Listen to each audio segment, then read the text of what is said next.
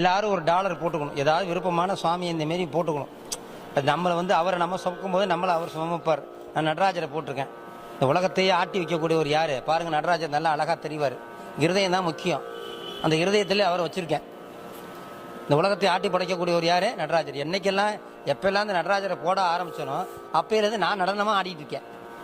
என்ன கொஞ்சம் உடம்பு பெருசு ஆட முடியல, இருந்தாலும் கொஞ்சமாக உடம்புக்கு தகுந்த மாரி ஆடிக்கிட்டே இருக்கேன். அவர் என்ன பண்ணுறார்? நடராஜர் தில்லையில் இருக்கார். எப்படி இருக்காரு? குனித்த புருவமும் கொவ்வை செவ்வாயில் குமிழ் சிரிப்பும் பனித்த சடையும் பவளம் போல் மேனியில் பால் வெந்நீரும் மனித்த பிறவியும் வேண்டுவதே மாநிலத்தே. அந்த நடராஜரை யார் கும்பிட்றா? கோபாலகிருஷ்ணன் கும்பிட்றாரு. சிதம்பரத்தில் நடராஜர் சன்னதிக்கு பக்கத்தில் இருக்கிறது யாரு? கோபாலகிருஷ்ணன் இருக்காரு.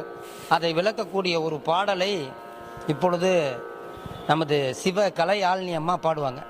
அருமையான பாட்டுங்க. தரிசனம் கண்டவர்க்கு தரிசனம் கண்டவர்க்கு மறுஜனனம் இல்லை, வரிசையுடன் அம்பலவன் வாழ்கின்றதில்லை. இரவு பகல் இடைவிடா ஏகரச பக்தி, இன்பம் ஒரு ஆனந்தம் பொங்கி வரும் பக்தி.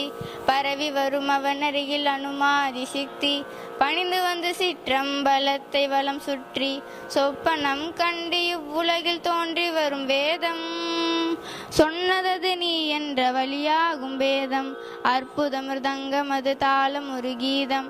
அனவரதம் திருநடனம் ஆடி வரும் பாதம், அல்லும் பகலோயாது அடியவர்கள் கோஷ்டி.